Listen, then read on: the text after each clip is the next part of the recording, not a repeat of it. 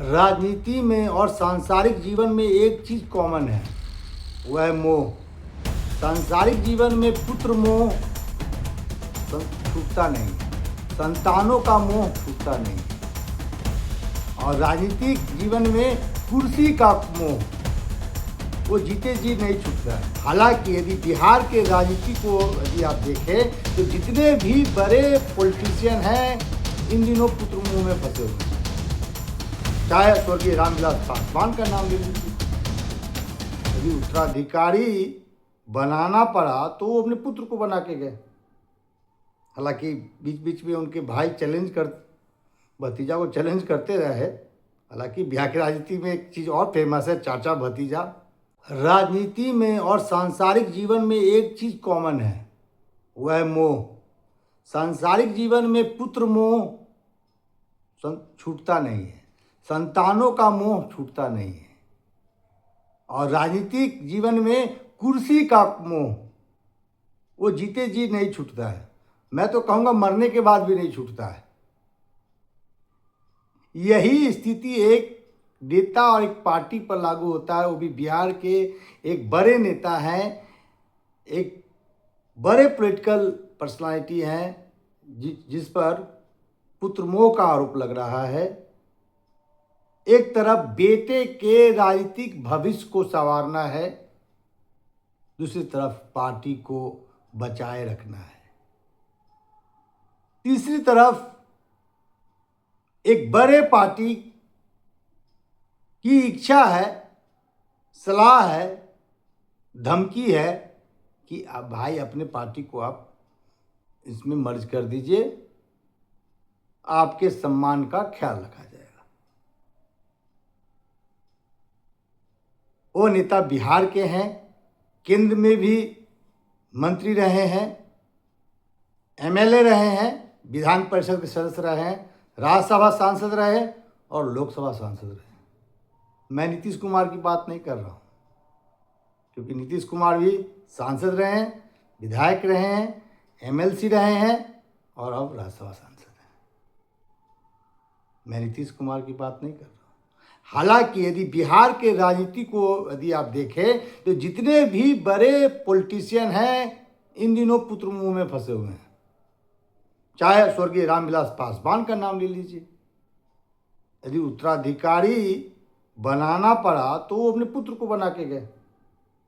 हालांकि बीच बीच में उनके भाई भतीजा को चैलेंज करते रहे। हालांकि बिहार की राजनीति में एक चीज़ और फेमस है, चाचा भतीजा। चाचा भतीजा का लड़ाई जो है बिहार में बहुत फेमस है। पशुपति पारस वर्सेस चिराग पासवान, आपने सुना ही होगा। हालांकि अभी पशुपति पारस बीमार थे तो चिराग पासवान मिलने भी गए थे। दूसरी तरफ नीतीश कुमार और तेजस्वी यादव, हालांकि ये सगे चाचा भतीजा नहीं है, जैसे चिराग पासवान और पशुपति पारस जो है सगे चाचा भतीजा हैं, लेकिन राजनीतिक चाचा भतीजा नीतीश कुमार और तेजस्वी यादव की लड़ाई, पॉलिटिकल लड़ाई आप लोगों ने देखा भी होगा। हालांकि तेजस्वी यादव अपने चाचा का बड़ा सम्मान करते हैं। तो बिहार में एक बड़े नेता हैं, मैं नाम ले ही लेता हूं, उपेंद्र कुशवाहा। राष्ट्रीय लोक मोर्चा के अध्यक्ष उपेंद्र कुशवाहा इस समय द्वंद्व में फंसे हुए हैं। कैसा द्वंद्व? एक तरफ बेटा दीपक प्रकाश है, जिनके राजनीतिक भविष्य को संवारना है, उनको बेटे को मंत्रिमंडल विस्तार में महत्वपूर्ण विभाग दिलवाना है, मंत्री बनाना है। दूसरी तरफ पार्टी पे जो संकट के बादल छाए हुए हैं उस बादल को हटाना भी है, पार्टी को मजबूत करना है। लेकिन तीसरी तरफ हिंदुस्तान के सबसे बड़ी पार्टी कहे जाने वाली सबसे बड़ी पार्टी भाजपा के तरफ से सलाह है, धमकी कहिए, जो कहिए, कि भाई पार्टी को मर्ज कर लीजिए, आपके बेटे को मंत्री बना देंगे, आपके बेटे को एमएलसी बना देंगे, आपको राज्यसभा पहले ही भेज दिया है। ये बात बिल्कुल सही है कि राज्यसभा चुनाव में जो बीजेपी के ऑफिशियल 2 कैंडिडेट थे, उनमें से नंबर 2 उम्मीदवार उपेंद्र कुशवाहा थे, लेकिन ऑफिशियली उम्मीदवार तो नीति नवीन और शिवचंद्र राम थे। लेकिन नंबर 2 मतलब नंबर 2 के जो चॉइस थे वो उपेंद्र कुशवाहा थे। हालांकि इसमें एक अपनी रणनीति भी थी कि क्योंकि यह उस समय चर्चा था कि लोजपा के विधायक कहीं अलग रुख ना अपना लें यदि उपेंद्र कुशवाहा तीसरे नंबर के उम्मीदवार होते हैं तब। अब बीजेपी ने यह शर्त रख दी है कि बंगाल चुनाव जैसे ही खत्म होता है, बंगाल का चुनाव, आप अपने पार्टी का विलय भाजपा में कर दीजिए, आपके बेटे और आपका ख्याल रखा जाएगा। लेकिन उपेंद्र कुशवाहा के लिए चैलेंज ये भी है कि उनके जो 3 विधायक हैं, यानी अपनी पत्नी स्नेहलता को छोड़कर जो बाकी 3 विधायक हैं, माधव आनंद, आलोक सिंह और रामेश्वर महतो ने बागी रुख अख्तियार कर लिया है। उनका कहना है कि भाई आपको मंत्री बनाना है तो 4 विधायक है, जनता द्वारा चुने हुए 4 विधायकों में से किसी एक को मंत्री बना दीजिए, कोई कोई कोई मतलब ऐतराज नहीं है। लेकिन आप ऐसे व्यक्ति को आप दिल्ली से रातों रात दिल्ली से बुलाकर मंत्री बना देते हैं।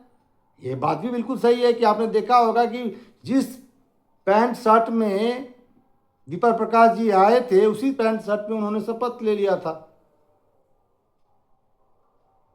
न राजनीति का अनुभव, न पार्टी के मेंबर, न एमएलए, न एमएलसी, डायरेक्ट मंत्री।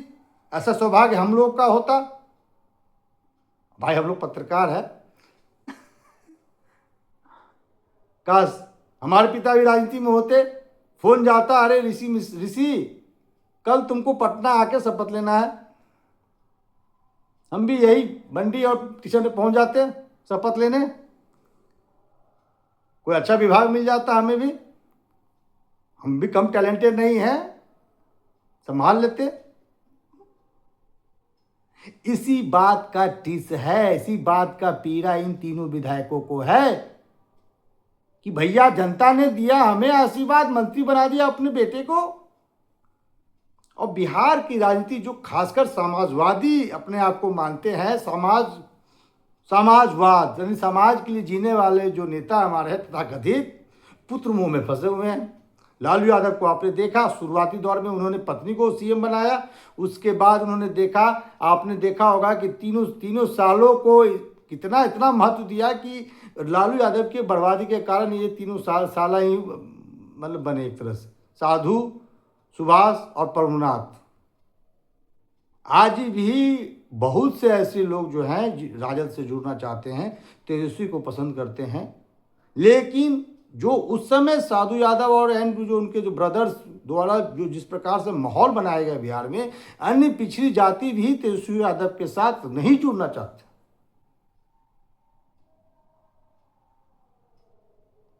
दूसरी तरफ नीतीश कुमार देख लीजिए, नीतीश कुमार जिस वंशवाद के विरोधी रहे हैं, आज वह अपने बेटे के राजनीतिक भविष्य को संवारने के लिए किस प्रकार से स और मात के गेम में लगे हुए हैं, कैसे वो भी राजनीतिक रूपी जो शतरंज है उसमें गोटियां सेट करने में लगे हुए हैं कि कैसे निशांत जो हैं बिहार के यात्रा पे निकलेंगे, कैसे कार्यकर्ताओं से मिलेंगे, किन नेताओं को अपने साथ रखना है, किस नेताओं को साथ रखना है, किस पे भरोसा करना है, किस पे भरोसा नहीं करना है। और चर्चा तो ये भी है कि नीतीश कुमार को लगता है कि ये नेता या कार्यकर्ता वफादार है तो उनको मैसेज इंडिकेशन दे दिया जाता है कि आप चुपचाप जाकर निशांत से मिल लीजिए, या अपने पीए या जो उनके करीबी हैं, चाहे हरेंद्र जी हों या जो भी हों, उनको ये कह दिया जाता है कि इनको निशांत जी से जाके मिलवा दीजिए। जिस नीतीश कुमार पे वंशवाद का आरोप एक तरह से नहीं लगता था, वंशवाद के विरोधी थे, आज वो भी पुत्र मुंह में लगे हुए। हालांकि नीतीश कुमार का जो एक परिपाटी है या नीतीश कुमार का जो संदर्भ है बिल्कुल अलग है। वो राजनीति में एक तरह से संन्यास ले चुके हैं, तब जाके वो बेटे को आगे बढ़ा रहे हैं। एक तरह से नीतीश कुमार राजनीति से संन्यासी ले लिए ना, राज्यसभा जाना क्या है। एक न्यूज चैनल के हास्य कवि कार्यक्रम में मैं देख रहा था, उसमें कवि कहते हैं कि भाई हम बिहारी हैं। अब बिहारी जो है, बिहारियों के लिए मुख्यमंत्री से बड़ा पद राज्यसभा का होता है। कम से कम नीतीश कुमार तो ये दिखा दिया है। नीतीश कुमार ने, उन्होंने कहा कि हम मुख्यमंत्री पद इसलिए छोड़ना चाहते हैं क्योंकि राज्यसभा जाना चाहते हैं। अब कोई डीजीपी बन के डीएसपी बनना चाहेगा? चलिए, राजनीति है। तो उपेंद्र कुशवाहा का संकट ये है कि उनके जो तीनों विधायक हैं वो नाराज हैं और कभी भी अपना रुख और अपना रास्ता अपना सकते हैं। कुछ विधायक जेडीयू के संपर्क में हैं, कुछ विधायक बीजेपी के संपर्क में हैं। यदि समय रहते हुए उपेंद्र कुशवाहा ये निर्णय नहीं लेते हैं कि पार्टी का विलय बीजेपी में करना है या पार्टी को मजबूत करना है, और पार्टी को यदि मजबूत करना है तो आपको बेटे के अलावा किसी अन्य विधायक को मंत्री बनाना होगा, तभी जाके, क्योंकि जब विधायक नहीं, आपके पास विधायक रूपी पूंजी ही खत्म हो जाएगा तो बीजेपी या कोई पार्टनर क्यों पूछेगा आपको? आपको जो मंत्री पद दिया जा रहा है विधायकों की संख्या के आधार पर दिया जा रहा है। और जिस कुशवाहा राजनीति के लिए आपका पुश था, उस कुशवाहा राजनीति को एक तरह से खत्म कर दिया गया। आप ठीक है, स्वागत कर रहे हैं सम्राट चौधरी का, बुझे हुए मन से स्वागत कर रहे हैं, लेकिन आपके मन में भी पीड़ा है कि मैं कुशवाहा राजनीति का सबसे बड़ा चेहरा था बिहार में, और सम्राट चौधरी को मुख्यमंत्री बनाकर बीजेपी ने मेरी राजनीति की हत्या कर दी है। स्वाभाविक है, अब सम्राट चौधरी मुख्यमंत्री बने हैं तो उस समाज में, कुशवाहा समाज में सबसे बड़ा एक खुशी का लहर है कि हमारे समाज से आने वाला व्यक्ति मुख्यमंत्री बना है, तो उस समाज का हीरो सम्राट चौधरी होगा, न कि उपेंद्र कुशवाहा होगा। और उपेंद्र कुशवाहा उम्र के उस पड़ाव में हैं जहां उन्हें ये बात की चिंता है कि समय रहते हुए यदि बेटे के राजनीतिक भविष्य को नहीं संवार पाए तो बेटे का क्या होगा। महाभारत क्यों हुआ था भाइयों? इसी धृतराष्ट्र और ये दुर्योधन के कारण। धृतराष्ट्र को पुत्र मोह था कि राजा बने तो मेरा बेटा ही बने। यदि ये पुत्र मोह त्याग दिए होते हैं तो मेरा महाभारत होता, हस्तिनापुर बर्बाद नहीं होती। तो वही राष्ट्रीय लोक मोर्चा की स्थिति। हालांकि मैं तुलना ये नहीं, उपेंद्र कुशवाहा की तुलना किसी से नहीं कर रहा हूँ, ना दीपक प्रकाश का तुलना मैं किसी महाभारत के किसी कैरेक्टर से कर रहा हूँ। एक संदर्भ में मैंने ये कहा है। तो एक तरफ दीपक प्रकाश के राजनीतिक भविष्य की चिंता है, दूसरी तरफ पार्टी को संवारना है, मजबूत करना है, नहीं तो भाजपा मुंह बाए खड़ी है कि भाई आ जाओ। तो उपेंद्र कुशवाहा के लिए जो 3-4 दिनों का जो ये समय है बहुत ही मतलब क्रिटिकल है। आपको निर्णय लेना है। बीजेपी ने क्लियर कर दिया है कि या तो आप पार्टी का विलय कर दीजिए, नहीं तो फिर जानते हैं ऑपरेशन लोटस तो चलता ही है। और एनडीए में किसी भी पार्टनर की स्थिति वो नहीं है। जब शुरुआती दौर में बीजेपी के साथ हुआ करती थी और लास्ट में किस दौर में है, आप इतिहास उठा कर देख लीजिए। एक यदि आप यदि अब थोड़ा बहुत यदि कह सके तो जेडीयू ही है जो 20 सालों से बीजेपी के साथ है और उतनी मजबूती के साथ है। लेकिन आने वाले दिनों में क्या होगा जेडीयू का, ये भी मैं इस पर मैं नहीं कह सकता हूँ। नीतीश कुमार जी का टावर कभी कभी ठीक हो जाता है तो ऐसे निर्णय ले लेते हैं कि बीजेपी भी अचंभित हो जाती है। नीतीश कुमार को तो मानना ही पड़ेगा भाई।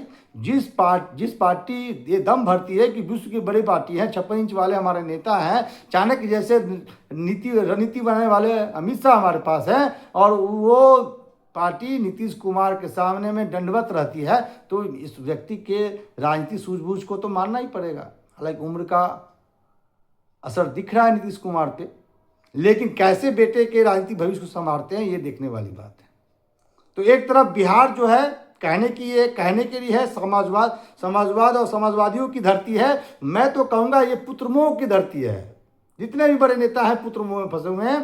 तो उपेंद्र कुशवाहा को जल्द से जल्द निर्णय लेना होगा, क्योंकि तीनों विधायक आलोक सिंह, माधव आनंद और ये क्या कहते हैं रामेश्वर महतो बागी रुख अख्तियार किए हुए हैं। उन्होंने एक पहाड़ सा सवाल खड़ा कर दिया है कि या तो पुत्र को चुनिए या पार्टी को चुनिए। पार्टी को चुनना है तो पुत्र को त्यागना होगा, किसी विधायक को मंत्री बनाना होगा। और तीसरी तरफ जिनसे सहयोग की जरूरत है वो तो खुद कह रहे भाई दे दो, हमें मर्ज कर दो, अल्लाह के नाम पे दे दो दाता। तो आज के लिए इतना ही, फिर मिलते हैं कल किसी अन्य खबर के साथ। तब तक के लिए नमस्कार।